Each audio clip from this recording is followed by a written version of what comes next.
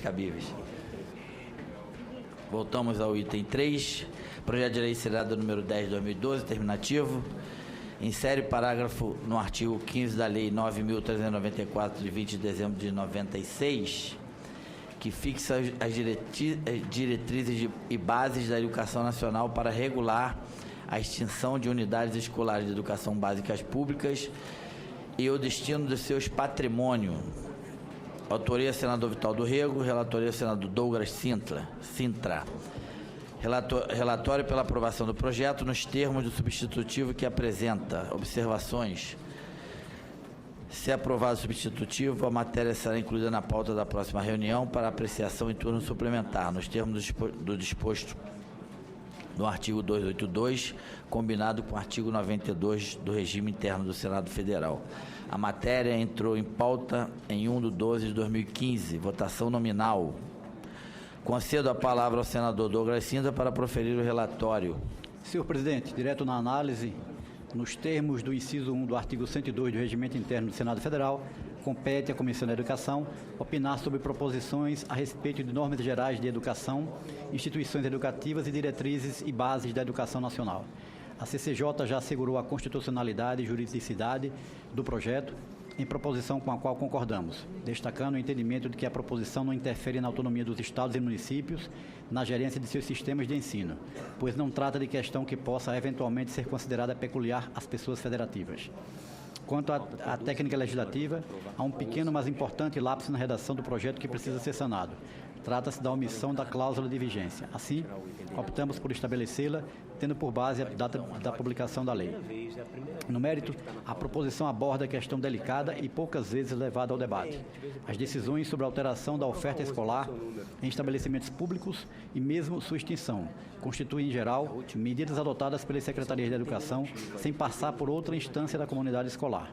Essa situação envolve, não raras vezes, a especulação imobiliária com terrenos situados em locais valorizados pelo mercado e objeto de cobiça de construtoras.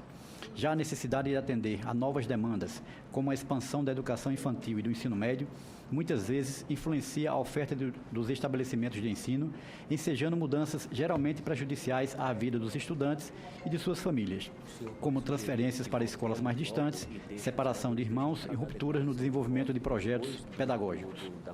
Vale frisar que o inciso 6º do artigo 206 da Constituição Federal estabelece a gestão democrática do ensino público como um dos princípios de organização escolar. Também o inciso 8º do artigo 3º da LDB segue na mesma direção e vai além, ao estabelecer, por exemplo, nos incisos 6º e 7º do artigo 12, que os estabelecimentos de ensino devem articular-se com as famílias e a comunidade, criando processos de integração da sociedade com a escola, e informar os pais ou outros responsáveis legais sobre a frequência e o rendimento dos alunos, bem como sobre a execução da proposta pedagógica na escola.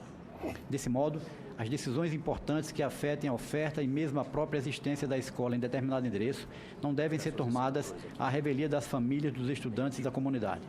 É certo que, dada a amplitude de opiniões e a eventual existência de aspectos administrativos que impunham mudanças, consultas dessa natureza podem mostrar-se complexas. Todavia, elas são necessárias e, de certa forma, determinadas por lei.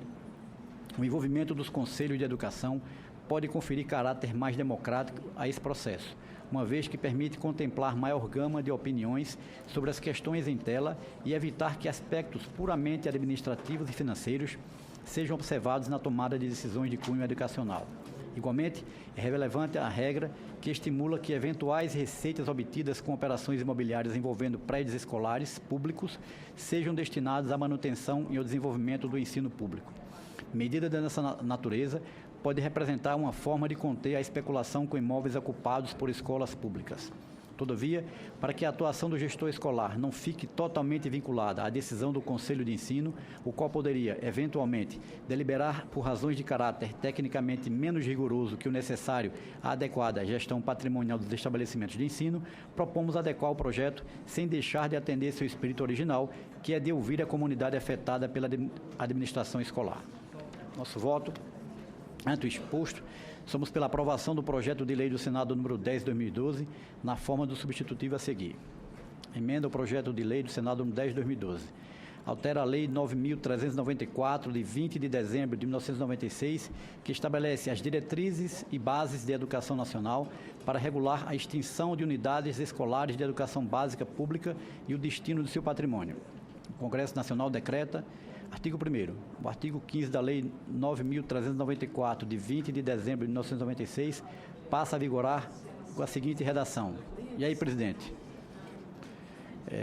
No seu artigo 15, parágrafo único, as unidades escolares públicas de educação básica somente poderão ser extintas ou sofrer reestruturação de sua oferta de escolarização após prévia manifestação do Conselho de Educação do respectivo sistema, e eu faço aqui uma emenda de redação no momento, e da comunidade escolar, sem prejuízo para a continuidade dos estudos de seus alunos e observada a destinação total da receita da venda ou aluguel do seu prédio ao órgão responsável pela educação, para a manutenção e desenvolvimento do ensino público. Artigo 2º, essa lei entra em vigor na data de sua publicação. Muito bem, senador.